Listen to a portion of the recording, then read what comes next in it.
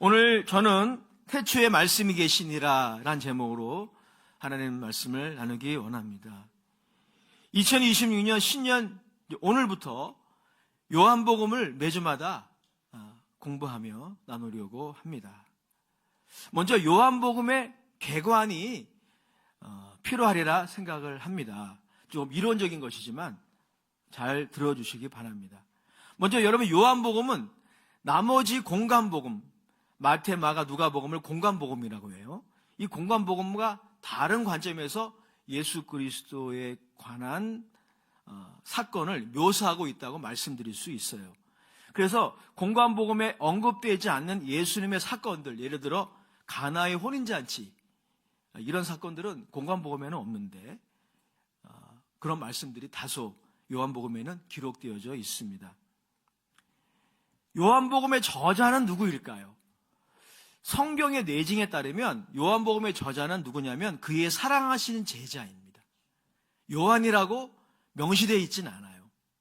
하지만 기원 후 2세기 로마의 클레멘트, 서머나의 폴리캅, 다 요한의 제자들입니다.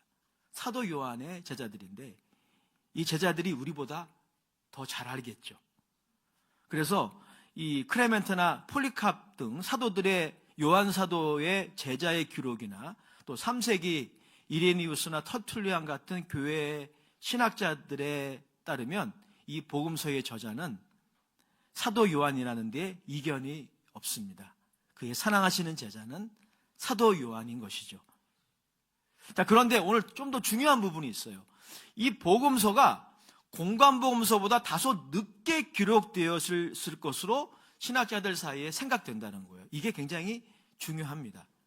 학자들의 견해에 따르면 요한복음은 1세기, 그러니까 90년, 지금은 1900이 아니죠. 2020년도인데 96년도쯤이 요한복음 저작의 마지노선일 것이다. 그 후에는 아니고 늦어도 90년대에는 기록되었을 것이다라고 생각됩니다. 이것은 요한복음 이해에 중요한 요한복음의 1차 독자들의 배경이와 관련이 깊습니다. 우리가 요한복음을 잘 이해하려면 이 요한복음이 편지거든요.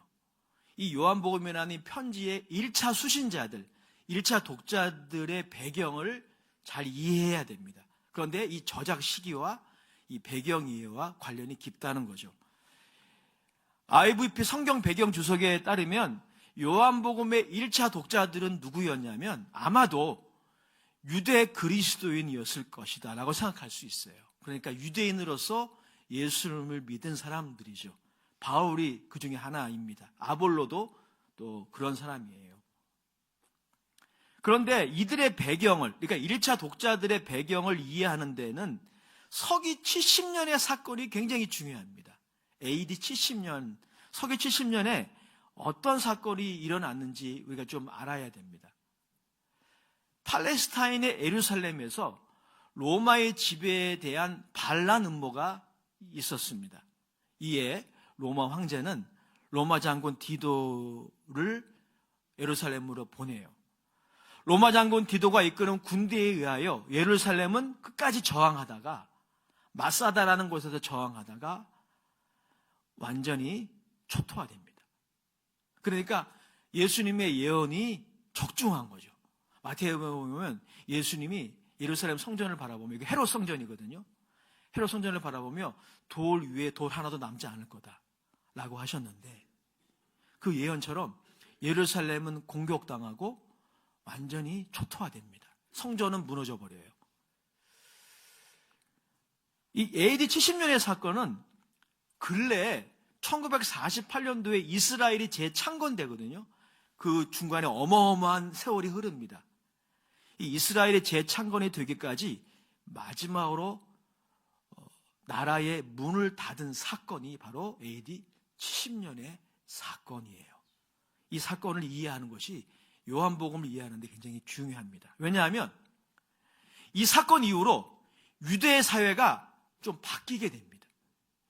유대 사회는 왕이 이제 없기 때문에, 정치인이 없기 때문에, 나라가 해체됐기 때문에 랍비들, 그러니까 율법을 중요시 여기는 바리새인과 같은 랍비들을 중심으로 재편되게 됩니다. 또 성전이 무너졌기 때문에 회당, 학교 같은 율법을 가르치는 그런 회당을 중심으로 유대 공동체가 재편되게 됩니다. 여기까지는 별로 문제가 없는 것처럼 보이죠.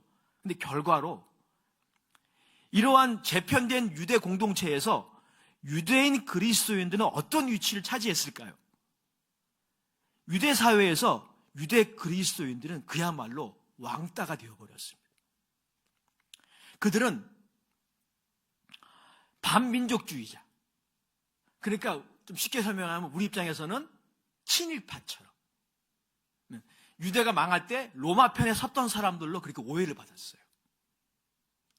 그리고 당파주의자로 몰려서 적대의 대상이 되었습니다.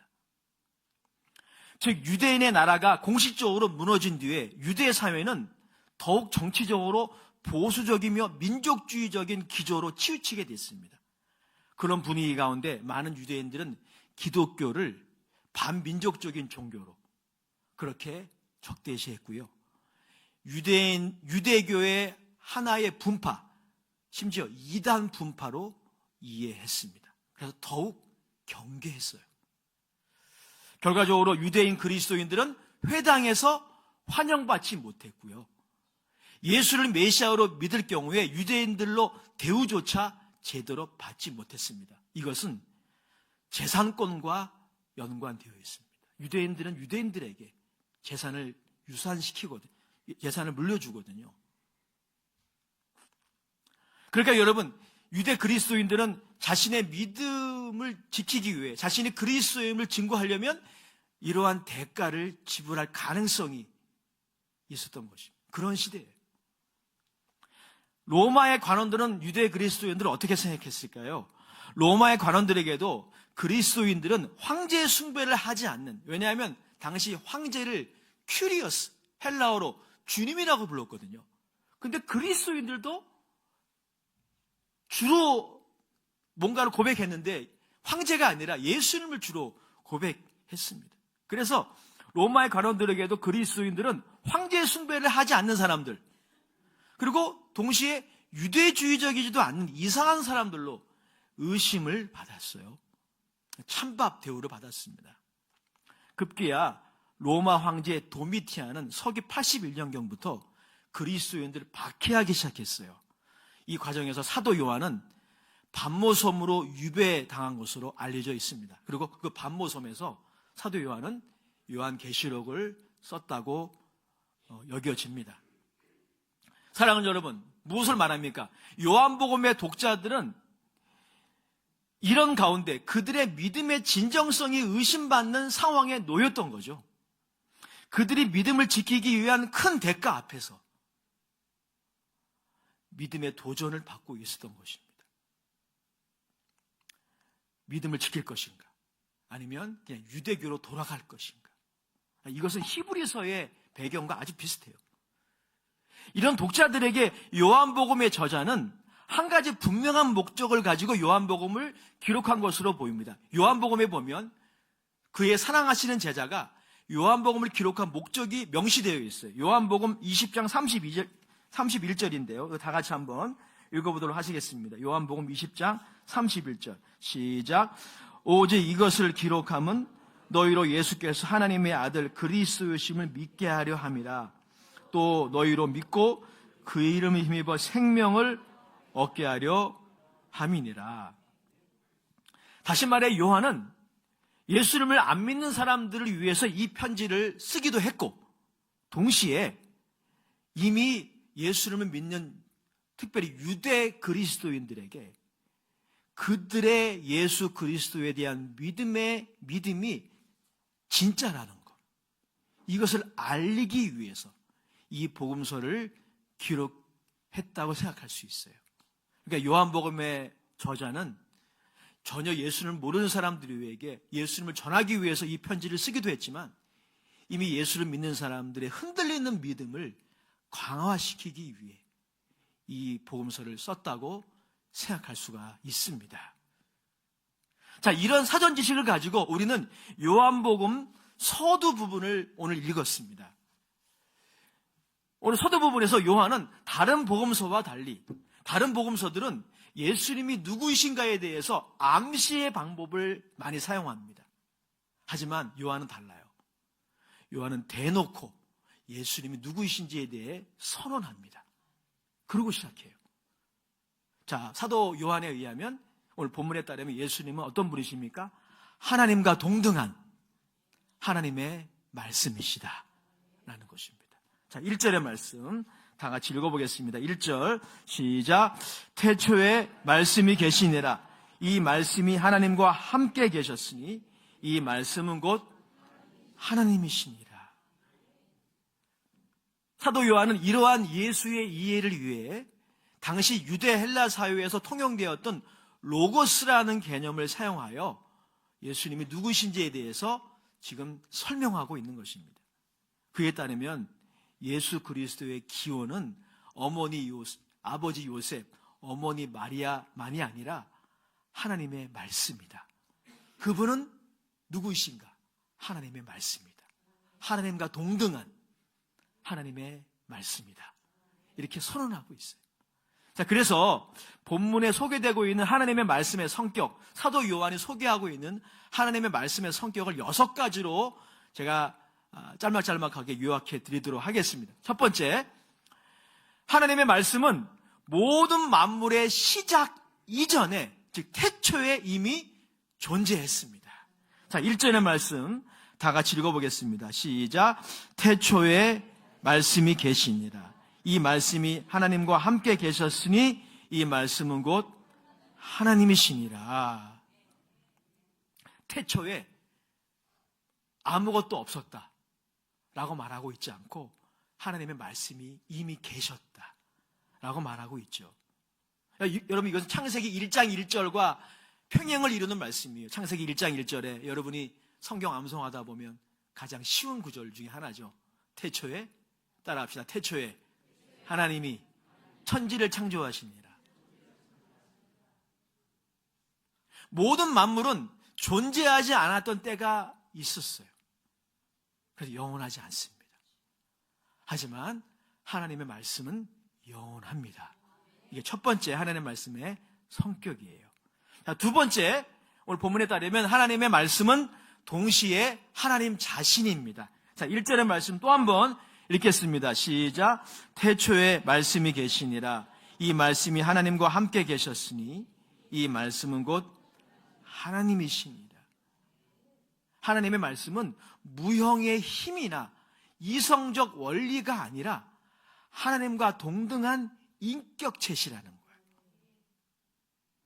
자, 세 번째, 본문에 따르면 하나님의 말씀은 그럼에도 불구하고 하나님과 구분된다는 것입니다. 자, 그게 오늘 2절과 3절의 말씀인데요. 2절과 3절을 같이 읽어보겠습니다. 시작. 그가 태초에 하나님과 함께 계셨고 만물이 그로 말미암아 지은 바 되었으니 지은 것이 하나도 그가 없이는 된 것이 없느니라. 하나님의 말씀은 하나님과 가장 친밀한 존재라고 하는 것입니다. 오늘 2절에 보면 그가 태초에, 그러니까 그것이 아니에요. 그것이 아니에요. 그가. 그라고 하는 대명사는 인격체에만 붙이는 거죠. 하나님의 말씀은 인격체이신 그 하나님의 말씀 태초에 하나님과 함께 계셨다라고 하는 것입니다. 여기서 함께라는 말은 헬라어로 프로스라는 단어를 쓰는데 이것은 옆에 있다, 단순히 그 의미가 아니라 향하여 있다라는 뜻이에요. 즉 사랑하는 연인이 서로를 향해 있듯이 하나님과 하나님의 말씀은 서로를 향해 계시다라고 하는 것입니다. 즉 하나님의 말씀은 하나님과 가장 친밀한 존재, 하나님과 하나님의 말씀은 사랑의 관계에 있음을 우리들에게 말씀하고 있습니다. 네 번째, 하나님 말씀의 특징이 뭐냐면 모든 만물의 시작이 이 말씀으로 말미암았어요. 자, 3절도 다시 한번 읽어보겠습니다. 시작. 만물이 그로 말미암아 지은 바 되었으니 지은 것이 하나도 그가 없이는 된 것이 없느니라. 이 말씀에 따르면 하나님의 말씀, 그는 창조자의 창조 행위의 중재자 역할을 하신 것입니다. 즉 창조주가 하나님의 말씀을 통하여 이 만물을 창조하시고 있게 하신 거예요. 모든 존재가 이 하나님의 말씀에 종속된다는 뜻이에요. 엄청난 말씀 아니에요? 그러므로 우리 이런 결론을 내릴 수 있죠. 그 말씀, 하나님의 말씀은 온 우주, 모든 만물보다 크십니다. 여러분, 온 우주, 모든 만물을 측량한 사람이 있을까요? 측량할 수 없을 정도로 어마어마하죠. 그러나 여러분, 오늘 본문에 따르면 하나님의 말씀, 그분은 온 우주보다 크십니다. 그릇을 만든 자가 그릇보다 크듯이 말입니다. 자, 다섯 번째, 하나님의 말씀의 특징이 뭐냐면 하나님의 말씀은 만물의 생명의 원천이시라는 겁니다. 자, 4절의 말씀 같이 읽어보겠습니다. 시작. 그 안에 생명이 있었으니 이 생명은 사람들의 빛이라. 하나님의 말씀은 만물을 창조하실 뿐 아니라 만물을 유지하시는 분이세요. 히브리서 1장 3절에 보면 그가 만물을 붙드신다고 표현하고 있습니다. 모든 만물의 특징이 있습니다. 모든 만물은 유한하기 때문에, 하나님이 아니기 때문에 생성되었기에 소멸의 가능성에 놓여 있습니다. 생성되었기에 소멸될 수 있습니다. 그 소멸을 오늘 성경은 빛의 부재, 어둠이라고 정의했습니다. 그런데 요한에 따르면 하나님의 말씀은 모든 만물의 생성과 그리고 모든 만물의 보존의 원천이시라는 거예요.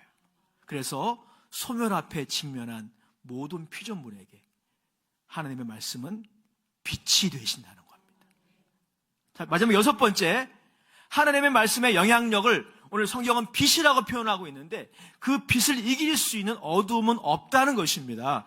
5절의 말씀 읽어보겠습니다. 시작. 빛이 어둠에 빛이 돼 어둠이 깨닫지 못하더라. 어두움이 그 빛의 영향력을 거부할 수는 있지만 생명을 이길 수 있는 소멸은 없다는 것입니다. 빛을 이길 수 있는 어두움은 없다는 것입니다. 자, 제가 이렇게 6가지로 하나님의 말씀의 성격을 요약해 드렸는데요. 자, 오늘 본문은 좀 전에 제가 언급해 드렸던 바와 같이 1세기 당시 유대 그리스도인들에게 그리고 우리에게 한 가지 적용점을 제시하고 있습니다. 자, 그것은 무엇입니까? 악과 고통의 문제에 직면한 우리들을 향한 메시지라는 거예요. 여러분, 이것이 새해를 맞이한 우리의 현실입니다. New Year, 새해가 되었지만 우리의 현실은 악과 고통이 존재합니다. 작년이나 올해나 유수의 주제가 달라지지 않는 것, 그것이 이것을 증명하죠.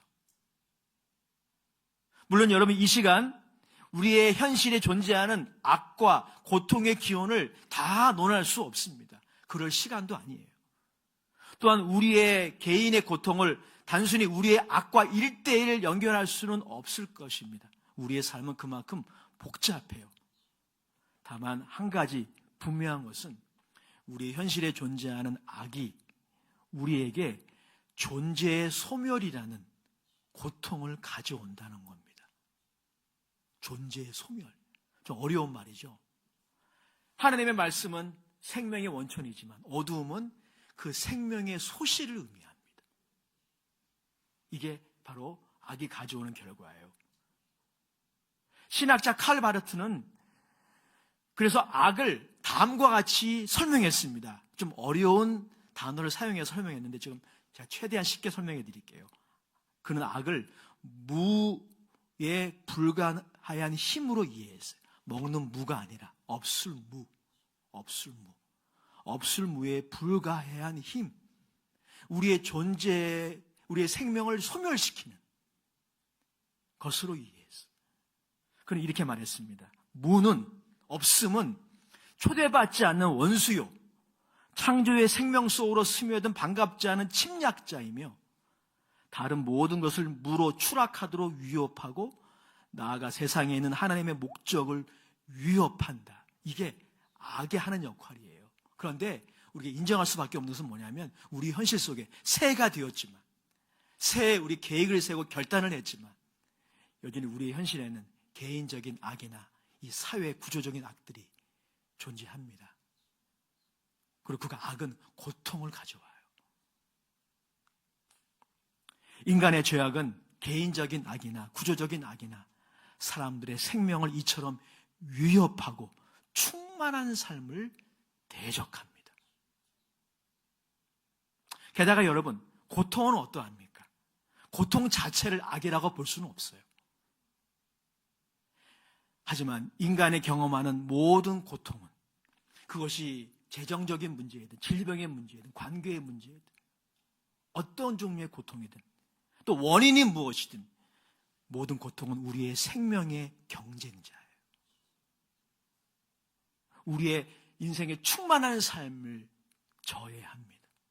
즉 생명의 소실, 무로 만들어버리는, 우리의 충만한 삶을 공허한 것으로 만들어버리는, 그게 죽음이잖아요. 죽음. 그게 바로 고통 안에 포함되어 있어요. 이게 우리의 현실입니다. 설교를 준비하면서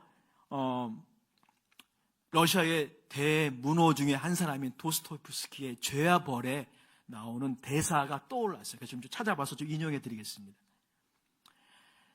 이 소설에 마르멜라 도프라는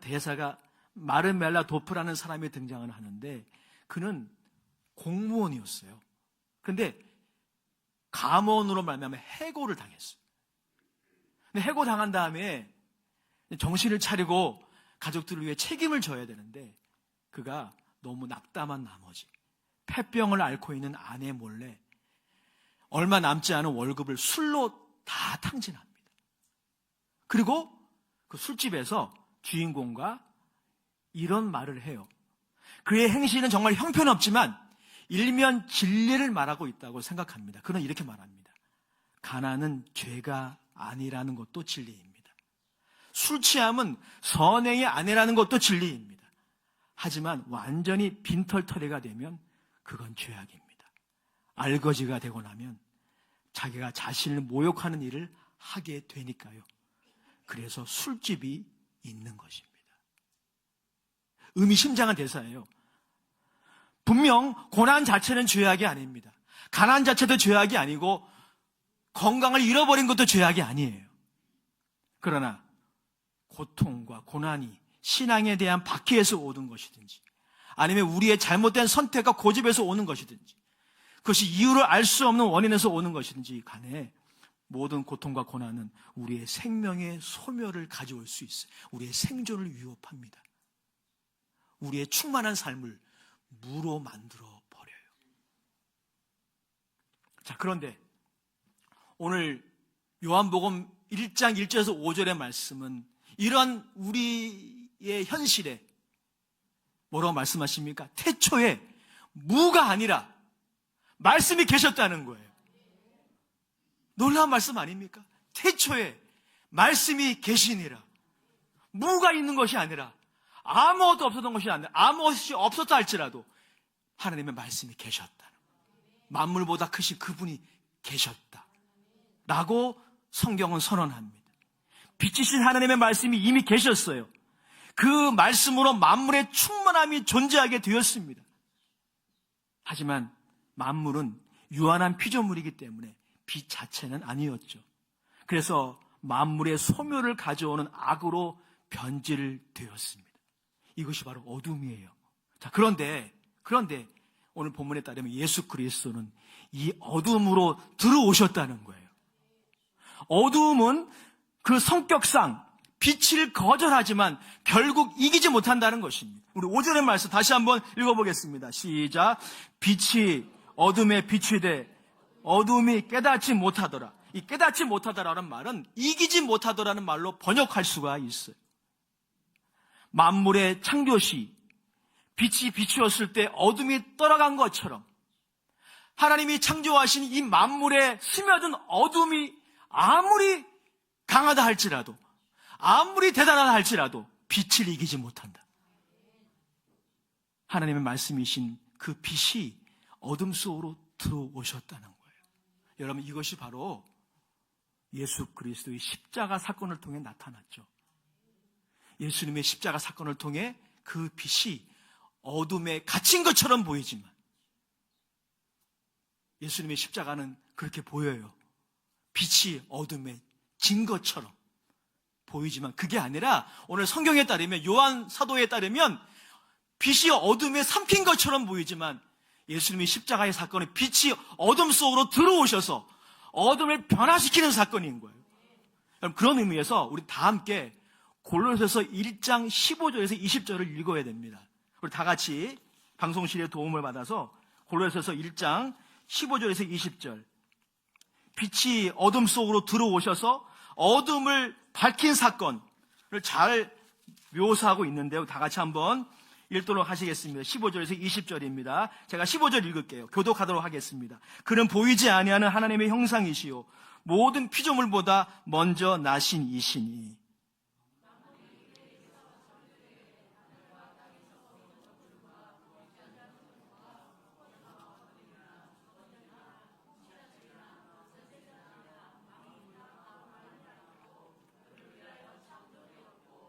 또한 그가 만물보다 먼저 계시고 만물이 그 안에 함께 섰느니라. 18절.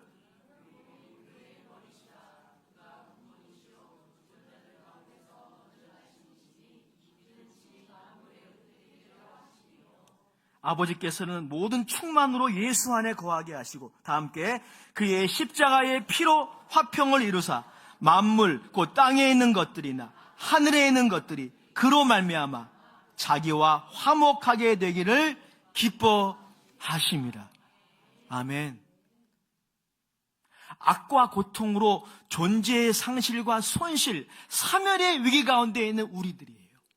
하지만 우리 모두의 소망이 있어요. 바로 여기에 있습니다. 예수 그리스도에게 있어요. 성도 여러분, 요한의 증언이 옳다면 그분을 믿고 살아가는 것은 진정 무언가를 얻는 삶이에요.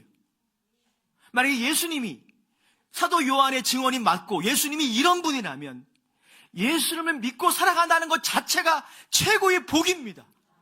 예수 믿는 자들이 최고의 행복자인 거예요. 이 말씀이 맞다면 말이죠. 바울은 그 확신을 가지고 빌립보서 2장 21절에 이렇게 자신의 신앙 고백을 남겼어요. 제가 읽어드리겠습니다. 빌립보서 1장 21절. 이는 내게 사는 것이 그리스도니 죽는 것도 유익함이라. 다 같이 읽어볼까요? 시작.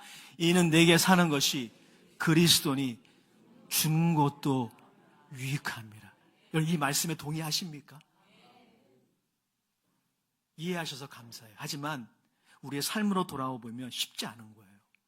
어떻게 죽는 게 유익한 겁니까? 죽는 것은 사멸 중에 사멸이에요. 잃어버리는 것입니다. 무로 돌아가는 거예요. 생명의 손실이고 잃어버림입니다. 여러분, 부부간에 서로 고통을 주고받지 않습니까? 그런데 가장 큰 고통이 뭔지 아세요? 어떤 연구기관에서 조사를 했어요. 부부가 서로 고통을 주고받는데 안타깝게도 가장 큰 고통, 고통을 치수로 표현해서 100에 해당되는 고통이 있대요. 뭘까요? 사별이에요. 사별이에요. 없다는 거. 이게 가장 큰 고통이에요. 어떻게 여러분, 죽는 것이 유익일 수 있습니까? 근데 바울은 뭐라 그러냐면 죽는 것도 유익하다고 말하고 있어요. 무엇을 말합니까? 이유가 있는 거예요. 내게 사는 것이 그리스도니. 사랑하는 여러분, 우리 안에 계신 예수 그리스도가 너무나 큰 존재이기에 우리의 상실, 손실, 실패, 아픔, 결핍, 여러분 새해에 저는 이런 일들이 여러분들에게 없기를 바랍니다. 하지만 가능성을 부정하고 싶지는 않아요. 우리의 성공, 만족, 기쁨도 분명히 있겠지만 동시에 상실과 손실, 실패, 아픔, 결핍, 임재가 아닌 부재를 느낄 때가 있을 것입니다. 하지만 사도 바울의 이 고백이 헛된 고백이 아닌 이유가 있어요. 우리 안에 계신 예수 그리스도가 너무나 큰 존재이기에 이런 상황 속에서도 우리 이렇게 말할 수 있어요. 잃어버리는 것도 얻는 것입니다. 죽는 것도 유익합니다. 성공만 유익한 것이 아니라 실패도 나에겐 유익합니다.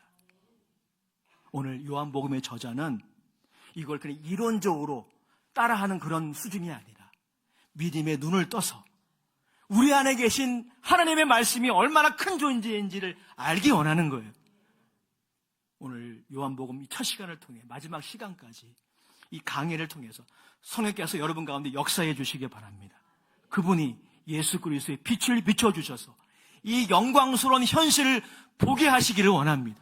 그래서 오늘 사도 바울의 이 고백, 내게 사는 것이 그리스도니, 저 결혼 생활에 실패했습니다. 저 사업에 실패했습니다. 심지어 목회에 실패했습니다. 목회자에게 가장 견디기 힘든 거, 이런 거 아닙니까? 이런 일들이 없기를 우린 노력하고 기도하지만 혹시 그러한 공격들이, 그런 도전이 다가온다 할지라도 오늘 사도 바울의 고백 할 수 있기 원합니다. 내게 사는 것이 그분이기 때문에 죽는 것도 유익합니다. 21세기는 AI 시대입니다. AI가 수많은 것들을 대체하리라고 우리는 예상하고 있어요. 이럴 때 이 시대를 사랑하는 그리스도인들에게 꼭 필요한 신앙 고백이 이것이 아닐까요? 내게 사는 그분 때문에, 그분 때문에. 그래서 예수를 믿는다는 것의 진정한 영광스러움을 알게 되셔서 여러분, 이런 믿음의 도전이 다가올 때 믿음으로 견뎌내시고 이겨나가시고, 그래서 새해 첫 시간 에베네셀의 하나님 고백했잖아요. 우리 연말에도 그렇게 고백했으면 좋겠습니다. 여기까지 도우신 하나님을 찬양하는 여러분 모두가 되시기를 주의 이름으로 축원합니다. 하나님 아버지, 우리 사랑하는 교회 종들, 요한복음 1장 서두 부분을 나누었습니다. 이 고백이 그냥 이론으로 끝나지 않고 저들의 믿음의 눈을 여셔서 우리 안에 계신 예수 그리스도가, 우리가 믿는 그분이 어떤 분이신지를 깨닫고 오늘 사도 바울의 고백 다 할 수 있기를 원합니다. 여전히 악과 고통이 계속되는 현실 속에서 믿음으로 견뎌내고 승리하는 하나님의 귀한 종들 다 되게 하옵소서. 예수님의 이름으로 축복하며 기도드립니다. 아멘.